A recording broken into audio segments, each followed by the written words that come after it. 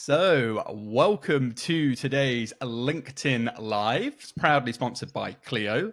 Today, we are diving into one of the most important skills for modern lawyers: how to build on camera authority that actually converts. So, if you have been hiding from camera, today's guest is about to change all of that. So, today, I am joined by the wonderful Kerry Barrett, Emmy Award-winning former NBC anchor and communication pro, and founder of the Video Authority Blueprint. Kerry's built a powerhouse business transforming video-shy lawyers into video-confident lawyers, and she's here to show you how to do the same. So her clients are seeing significant results, up 80% in terms of higher web conversions through utilizing video, 30% revenue increases using simple, low-cost content strategies, and websites that rank 53 times higher on Google, all through using video. So she's a rock star guest. So today's topic is lights, camera, convert, on-camera authority for lawyers who mean business. So let's get into it. A very warm welcome, Kerry. Oh, thank you so much for having me. That was quite an introduction. And I think you laid the framework and the groundwork for why video is so important. And you know I'm on the video train. So Yeah, and I must say, every time I watch your videos, I'm inspired. You're a real pro at what you do. But let's get into it. What's the biggest mistake lawyers make on camera, especially those just starting out? Well, the biggest mistake they make is that they don't get on camera. That's number one. The second mistake that I see so many lawyers making is that while they are, fantastic in the courtroom and they can explain, what their clients need, and they can talk in person in a very commanding and authoritative way, oftentimes, and this is not just applicable to lawyers, this is across the board for a lot of industries and a lot of executives, when they feel like there's a high stakes environment, which it is when you're putting yourself out there for others to see, people have a tendency to fall into two things. They fall into being timid, which is not necessarily a trait that you would expect to apply to an attorney, but it does apply when you're getting in front of the camera. And when you look timid, you look a little bit awkward, you look a little bit unsure of yourself, and then you second guess yourself, and your clients perhaps second guess you, and your peers second guess you. Are you a good referral partner? Are you a good attorney to hire? The other thing that they often do is they live in the language of their expertise, and that comes across on video. So if you are speaking in the language of your expertise, which frankly, 95% of the population does not understand legal language, you are leaving your potential clients in the dust. And so they're very easy traps to fall into, but they're also, once you know how to do it, fairly easy to avoid as well. Yeah, drop the legalese to please. Or as I always say, sort of, if you confuse people, you lose people. If you can simplify it, you'll get far more traction. Okay, so what would you say to the lawyer tuning in or picking up the recording who admits, look, Kerry, I know I should do video. I don't have the time, the tech, or the confidence. Oh, those are the three excuses that I always hear. I call it time, tech, and talking head, meaning nobody wants to put their mug in front of the lens and record a video. So I will tell you this: time and tech are two of the easiest fixes. So once you have a process and a workflow, and that's what one of the things I guide people through on my programs is setting up an easy to replicate process and workflow for creating video, then that's, excuse me, out of the way. Like I can take from iteration, meaning actually creating the script, setting up my studio, recording into the camera, editing the video, putting on the captions, and scheduling it in LinkedIn. I can get, and I mean, I'm talking writing the script out, all of that done in under 15 minutes. And I create a video, not every day on LinkedIn, but pretty regularly. So once you have that workflow down, time doesn't become an issue. I mean, listen, I know everybody's working under billable hours and they're super pressed for time. We all are. Lawyers maybe more so, but once you figure out that process, it's very easy. The other thing is tech. And really all you need to create video is your face, a phone, and your voice. There are some other things that will up level your video production, if you will. So all of our phones have the ability to shoot in 4K, which means you have broadcast quality ability or capacity on your phone. What makes it look less than broadcast quality are a couple of things. We have poor audio, we have bad lighting, and we don't know how to frame ourselves in the shot. So you've got the classic sort of like up nose shot, or that sort of stuff. That was giving me flashbacks to pre-COVID, and then we went into COVID. Oh my God, it was awkward, wasn't it? Yeah. But understandably, no, everybody was learning how to speak on a camera at that point, So when you're framing yourself, you have direct light on your face. I actually have 3 lights right now. I have 1 in front of me and 2 on either side, and I'm sitting in front of a window. You don't need to have all that, but I do suggest having at least 1 light. And then making sure that you are aligned in the center of your frame. So, and I know I'm going a little bit into detail here, but yeah, no, we want to hear it. We need these little nuggets. Yeah.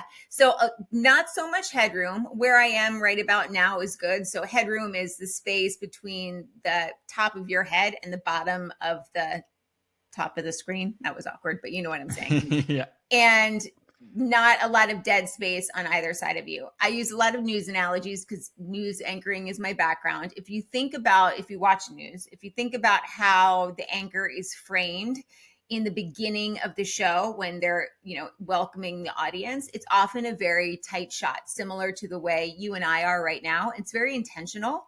The reason it's done that way is because it allows the audience to look into the anchor's eyes, and it's hands down one of the easiest ways to establish rapport. So for you, if you're shooting video, aside from being lined up in the frame, you also want to have your camera either at eye level or very slightly above, and you want to look into it. That is the other thing. The camera is your audience's eye. The microphone is your audience's ear. So whether you're talking to one person or 100,000 people, looking into the camera is the way to connect with each and every one of them looking through their eye. So again, time and tech. Tech is a super easy fix. Time, once you get the workflow, is easy. The third component, confidence, as you called it, talking head, that's the part that's a little bit more tricky. And that's one of the reasons I dedicate a little more time into that in my program, the Video Authority Blueprint, as I'm walking people through it. And a lot of people have hangups. If you think about, what is that saying? People would rather be in the casket than deliver the eulogy at a funeral, because people hate public speaking. And when you are in front of an artificial environment, meaning you've got a camera and you've got a mic and you've got lights and there's maybe a live audience, and you've got sort of the perfect storm. You've got I don't really like public speaking, and then you've got the camera element as well. The other thing is that while the skills for both of those sort of dovetail and they overlap a little bit, they are different. When you are in front of a camera, you don't have, let's say, a stage to tell your story or to use as part of your story. And that becomes a challenge as well, even for people who are really good at speaking in person. So the confidence is the one that takes a little bit longer to get over. There are some mistakes people make that are really common when it comes to camera. The first primary mistake is that people tend to lose their energy. The camera is already energetically flattening, and we can go into a little bit about what I mean in terms of that. But when people watch themselves, they're like, oh God, I'm boring. And like, why would anybody watch me? And it's really a matter of energy. So confidence is the trickiest thing to get over. And I will say this, the competence comes before the confidence. And so it's about putting in the reps with guidance. You know, if you can't hire a coach, ask somebody else to watch you and have them give you their feedback, because it's only through putting in the reps that you develop the skills. And then when you develop the skills, you become comfortable deploying them. And when you get really comfortable deploying them, then you can start pushing the boundaries, and you can do things like move your computer like this and not feel awkward and silly. Yeah, and it's so true, isn't it? I think you've got to master your craft, and like anything, it takes time and energy, and I always say everything is energy as well, right? Everything you put into that, the more energy you put into it, obviously the more responses and more positive outcomes you're going to get from it. Sure. Okay, so for folks that are watching this thinking video just means dancing like on some of the other social media platforms, what kind of content actually works for lawyers? You can dance if you want to. Isn't that a song? That is a song from like the 80s. Men in hats or something. Anyway, so there's a couple of videos that convert very well for attorneys. And one of them is case studies, but case studies wrapped in story. So I know that, you don't want to, your clients need to remain anonymous unless they've given you explicit permission, but you can wrap case studies in stories that don't provide all of the details. Because when you wrap something in story, your clients are more likely to be, first of all, it's more memorable, right? There's a term called neurocoupling, which is when you hear a story, the teller and the viewers' brainwaves begin to mimic one another, and you're on the same brainwave is basically what it is. And when you can bring somebody into story and you can create that neurocoupling, you have essentially brought them into your world, and they can see themselves to some degree in that story. It may not be exactly all the details might not be the same, but wrapped in story. So case studies wrapped in story. FAQs, if you're not familiar with FAQs, frequently asked questions. So one of the things that I suggest is, if you're not exactly sure what those FAQs are, you probably have some on your website. If you don't, think about the questions that your clients ask you on the regular, especially when they're first starting to work with you, right? Yeah. And answer some of those questions, or go back through your client emails and see what questions are being asked regularly there, and go ahead and answer those questions on a post or in a video, right? LinkedIn is a great place to be.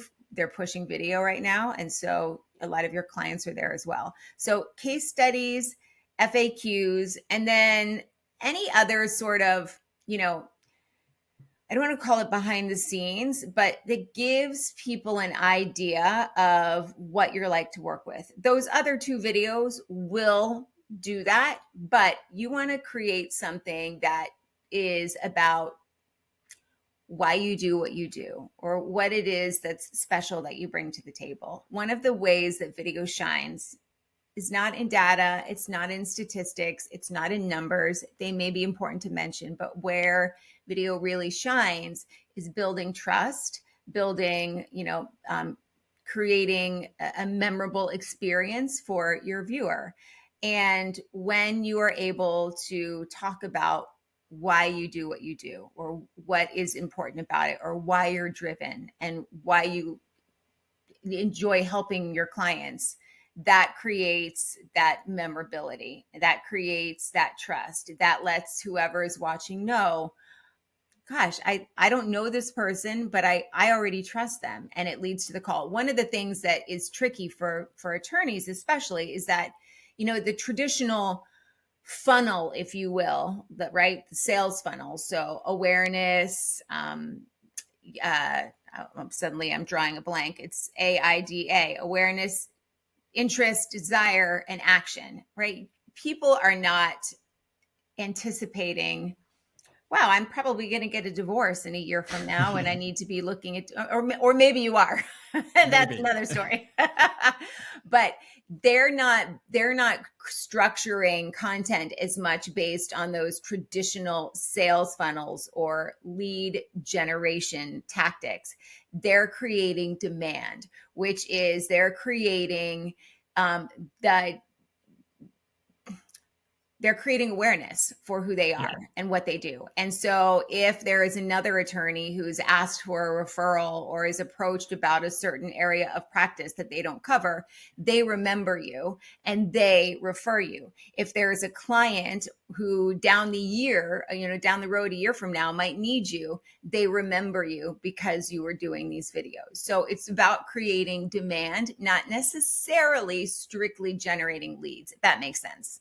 Yeah, no, and I remember a mentor said to me very early on before starting business, awareness times attention equals income, and I think that's a Yeah. great example there that you just shared. And to your point as well, facts tell, but the stories sell. And I think the more you can evoke emotion as Yeah. well and really connect, and like you say, show that vulnerability or show that behind the scenes or show a day in the life and Yeah. really get to know, you will build that trust with people and you'll connect. Okay, talking of data. Yeah. You've mentioned one client brings in a new case a month from their videos and Yeah. saw, I think, around a 4,000% traffic boost, which is just Yes. ridiculously good. Yeah. What are they doing right that others can learn from? Well, this particular attorney posts on Instagram. He is an immigration attorney. And so he finds a lot of his clients, not necessarily as many on LinkedIn as he does on Instagram, but they're not fancy. There's Yep. not a bunch of fancy editing. There's not, it's not a polished studio, if you will, but he is able to do exactly what we talked about. He's able to wrap his data and statistics in story. He's able to talk about how he is able to help his clients. He's able to talk about why this work is so important to him and generate trust and memorability. And he puts out not a lot. He pulls out a couple of videos, maybe a week on a really good week, but Yep. usually it's a couple a month, and he brings in several clients every month based on those videos. It's as simple as putting your face on camera and speaking authoritatively but also authentically. Authentically is one of those words that gets thrown around Yeah. 6 ways since Tuesday, but it is important. You don't have to put on a persona. You don't have to be a certain way. You just need to speak from the heart as much as you can. Yeah, done is better than perfect. Perfect never gets done. And I Yeah, think it's so true. You'd rather have imperfect action over, perfect inaction, right? And I think, absolutely. this is where I encourage lawyers, if you're in that mindset of, oh, I'm not sure. Well, I think if all the other people are and you do take that step and you have that growth mindset, you're already going to be ahead of other people. What's one practical quick win then a lawyer could apply to their very next video, even if they've never filmed one before? Okay, well, I just want to piggyback on a point you made. You mentioned about how if you put yourself out there, you are already sort of heads and shoulders above your peers. There was a statistic I read last week, and I think it was done by Wiseout, which is a video marketing company, and it said that only 25 to 30% of law firms were using video in their marketing. So there is a Yeah. huge space for attorneys and law firms if they do want to start creating video. You will be pretty much virtually guaranteed to stand out because nobody is doing it. So a quick win, you mean in terms of how you can deliver on camera? Yeah, Yeah. exactly. One quick thing that's easy for them to digest and hopefully take action on. Absolutely. Okay, so start by opening your phone, right? I want you to record on the back side of the camera versus the front side so you don't get sidetracked by looking at yourself and figuring out that you hate what you look like and you should have worn something else and oh my gosh, my hair is thinning and whatever else is going on in your mind. Just record here. By the way, this camera is a better camera anyway, so this is the side to use. And I would think about the first thing I would think about is your energy. And so it's not a quick win, but it is an important one, which is why I'm going to mention it. When I mentioned earlier that video is energetically flattening, what I meant by that is a couple of things. So number one, you're running your voice and your image through a camera and there's a microphone and there's, Wi-Fi or internet, and all of those things degrade your image a little bit, not your, image, but actually the video itself. The other thing is that when we are up in front of the camera, there's no context, right? So I can't see, beyond, you can't see beyond this little box, and I can't Yep. see beyond the little box with you either. And then you've taken a 3D person and you've put them in this 2D space. And all of those things combine to make your energy sort of flatline. And what I mean by that is if you record a video, 9 times out of 10, when you go back and watch it, you'll be like, I look like I was like medicated or half asleep. What happened?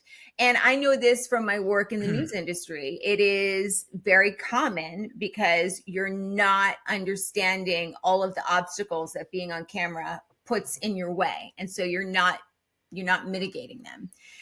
Think about energy this way. And it'll take a little bit of practice, and I'm going to tell you how to practice. But think about energy this way. If you are at a busy restaurant and you are, let's say, at a table of 8, and you're down on one side on one end, and the person you're trying to talk to is down on the other side on the other end, what are some of the things that you would do to make sure that that person heard you, aside from get up and walk around the table and go sit down next to them? Right? You'd probably lean in when something was exciting. You would amplify your facial expressions. You would use vocal variety. You would project. All of those things conceptually are exactly the same when you're in front of the video, in front of the camera. So think about that as you're recording. Now, how do you practice that? I always advise people to do what I call the 30 in 30 day challenge. And this video is just for you. You're not sending it anywhere unless you want to. So you can do it in bed while you're still waking up in your pajamas. You could do it in the shower if you want it, like whatever. It doesn't matter. It doesn't matter where you're recording. That's my point. And I just want you to open up your camera and I want you to riff for 30 seconds. That's all. About anything. It doesn't need to be about work. It could be about, I don't know, a great restaurant that you're trying that night, or how excited you are for your first cup of coffee or tea. And then go back and watch it and pick one thing that you want to work on, right? In this case, we're talking about energy, and focus just on that thing for the next, let's say, week, until you feel like you sort of have your arms around it, right? And maybe you're working on eye contact or whatever, but until you feel like you have your arms around it, it won't be perfect, but you'll be getting there. And then pick the next thing to work on. And energy might take you a while. It might take you the whole month. But go back then and look at the video from day 1 versus the video from day 30. And I promise you will see a difference. Where people get frustrated is, aside from all of the mindset and head trash that we tell ourselves, and it's going to take too much time and all of that, is that they don't see progress. And oftentimes it's because, number one, maybe they don't have guidance, maybe they don't have somebody giving them feedback, maybe they don't know what to do. But oftentimes that's an exacerbating factor. Oftentimes is because they're trying to fix everything all at once. And it's like trying to run 65 marathons. You don't make very much progress in any of them. If you focus on one thing, if you run one marathon at a time, you make it to the finish line or very close to it. And then you move on to the next one. So that would be my advice for putting that energetic practice, if you will, into motion. Yeah, and it's kind of what I say to a lot of lawyers when I put my recruiting hat on when it comes to a career or anything. It's about skill stacking, right? And that's a skill, and everything you're doing is trying to enhance that so you get better and better and better, and then you hopefully get to, there's no such thing as perfection in my opinion, but to very good. And so by practicing that, and like you say, actually reflecting on how far you've come from that day when you started day 1 to day 30 is brilliant. And we're actually going to quickly, before we close, I know there's a viral video breakdown we're going to do. We're going to drop a link onto the comments so people can check it out afterwards, and we're going to run through that. But before I ask that question, for law firms wanting to scale their visibility, you gave that statistic before of, I think, 25-30%, what it was, correct me if I'm wrong. That's low. So let's say law firms are on the bus. What advice would you give to their senior partners, perhaps versus some of the junior lawyers who might be watching this starting from scratch? And is there any things they should be doing differently given their levels within the law firm? Yes. So, well, there's a couple of things. So I would advise those senior partners they're going to have a different audience on LinkedIn, generally speaking. And so they're looking, a lot of the advice that you see on LinkedIn is it's designed by content creators. Lawyers are not content creators, they're lawyers. And so a lot of the stuff that you see about, in fact, I did a post about this the other day, the stuff that you see about hooks and how to walk people through your post is not applicable to you. Your presence online is all about building awareness and authority. It's about positioning yourself. And so constantly, you feel like you're saying the same thing. I feel like this sometimes too, like, oh my gosh, I've said the same thing in 5 different ways over the last 5 days. It will feel very repetitive, but remember that your audience isn't watching all of your posts. So for senior attorneys, remember that it's all about building authority. For those who are, perhaps associates, it is about establishing credibility. So for them, in part, right? There's other elements as well, but you're young, you're starting out, you want to build awareness of what you're able to do. And so your posts are designed and your videos are designed a little bit more around credibility building, which will then move into positioning and authority building and awareness generation. Love it. I love Yeah. how you're giving such practical tips as well throughout this session, which I encourage people to go back and rewatch. Actually, if we've skipped over some things, quite quickly go back and rewatch. And of course, you can reach out to Kerry if you have questions as well off the back of this. So I mentioned before, you recently shared a video on LinkedIn that really hit a nerve. It broke down a brilliantly simple tip for improving body language and nonverbal delivery on camera. So as I say, we'll put the link into the comments to this live so people can go and catch that. But you mentioned a powerful tactic, writing down one emotion to each part of your script. So can you explain why that's so effective and how it changes the viewer's experience? Absolutely. So going back to one of the issues that I mentioned earlier, which is the energy, right? When we are up in front of the camera and we're nervous and it's unnatural, we have a tendency, aside from shrinking ourselves, to reduce our vocal variety. And there's a lot of psychology that goes into that, which I won't bore you with right now, but we reduce our vocal variety, which means we end up sounding sort of monotone, maybe a little staccato, definitely robotic. And when we're saying, I'm so excited to be here versus I'm so excited to be here, right? Like, which one are you going to believe? Yeah, exactly. I would believe the first and not the second. So when you are, and I call it emotion mapping, when you are, and I would always suggest as your first starting creation, actually manuscript out your entire what you want to say word for word. You can then break it down into an outline or a keyword outline, but manuscript the whole thing so that you can make sense of the order of your thoughts. And then look at each element and see what emotion that particular sentence or that particular chunk is leaning into.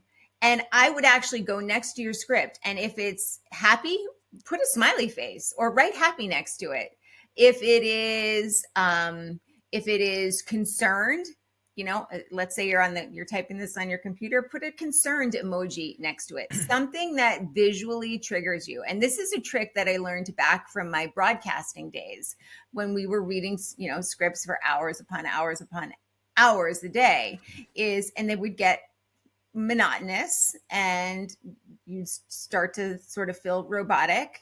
I would mark my scripts with what the emotion is, and I would mark other things. If I needed to pause, I'd do an ellipsis. If I needed to emphasize a certain word, I'd do asterisks around it. But emotion mapping makes sure that as you're delivering, you are able and aware of the emotion that you're trying to convey, and you're using your voice, you're using your facial expressions, you're using your hand gestures, you're using all of that just the way you would in normal conversation to convey whatever emotion it is you're looking to show.